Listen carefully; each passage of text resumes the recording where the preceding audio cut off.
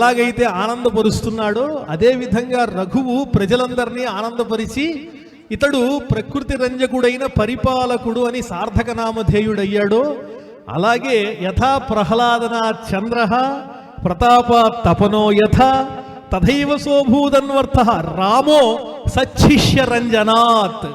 శిష్యులందరినీ ఉత్తములైన వారిగా తీర్చిదిద్దడంలో, ఆనందింప చేయటంలో, వారి జీవితానికి ఒక చక్కని సార్థకతను క్రమశిక్షణను అందించటంలో ఆయన కూడా ఆ చంద్రుడితోనూ అలాగే సూర్యునితోనూ సమానమైనటువంటి గుణములు కలిగినటువంటి వారే అనడంలో ఏ విధమైనటువంటి సందేహము లేదు. ఆయనతో మాకున్నటువంటి ప్రత్యేకమైన పరిచయంలో కూడా ఎన్నో అనుభవాలు ఉన్నాయి. నన్ను కూడా చాలాసార్లు మీరు సంస్కృత అధ్యాపకులు ఇలా రహస్యంగా ఒక చోట ఉండిపోకూడదు, మీకు వచ్చినటువంటి మంచి విషయాలు 10 మందికి అందించాలి, ఫలానా చోట భగవద్గీత ప్రవచనం చెప్పాలి, ప్రతి సంవత్సరం నేను వెడుతున్నాను, కానీ ఈ సంవత్సరం సంస్కృత పండితులుగా మీరు వెళ్ళి మీ ప్రవచనాన్ని ప్రారంభించండి అని ప్రోత్సహించి పంపించారు. గాయత్రీ నామ సంకీర్తన సంఘం మోతీనగర్. అక్కడికి వెళ్ళి నేను మొట్టమొదటిసారి వారి ప్రోత్సాహంతో ప్రథమ అధ్యాయం భగవద్గీతలో ప్రవచనం చెప్పాను, ఒక అరగంట. మరి వారి ఆశీర్వచన ప్రభావం వల్ల అది ఒక ప్రవాహం అయ్యి ఈనాటికి కూడా ఏదన్నా ప్రవచనం చెప్పాలనేటువంటి కోరికను నాలో ప్రోద్బలం చేస్తూ ఉన్నది. ఆ ఆసక్తిని పోగొట్టడం లేదు అనడంలో ఏ విధమైన సందేహం లేదు. ఇదంతా వారి యొక్క అనుగ్రహమే తప్ప వేరొకటి కాదు.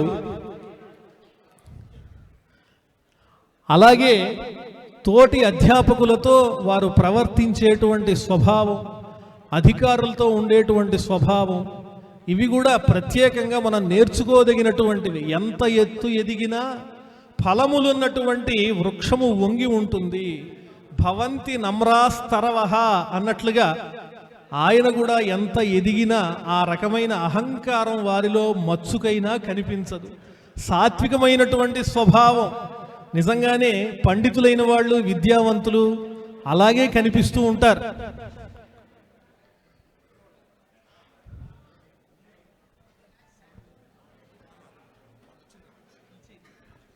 అటువంటి గురువు గారు ఇప్పుడు విద్యార్థుల చేత చక్కగా వారి వందనములన్నీ అందుకుంటూ ఉన్నారు. శిష్యాది చేత్ పరాజయం అని చెప్పుకోవటానికి ఏమాత్రము వెనకాడనటువంటి చక్కని లక్షణం కలిగినటువంటి వారు గురువు గారు. ఇప్పుడు వారిని ధర్మపత్ని సమేతంగా వేదిక మీదకు ఆహ్వానిస్తూ ఉన్నాము.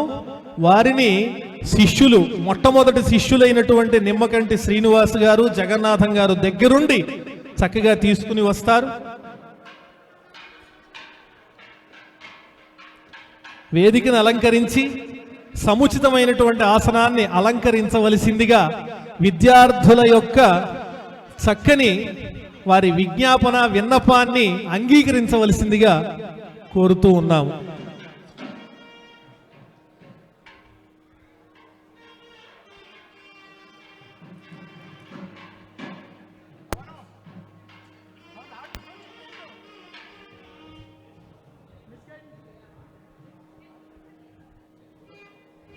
శివాది శ్రీ గురుభ్యో నమః.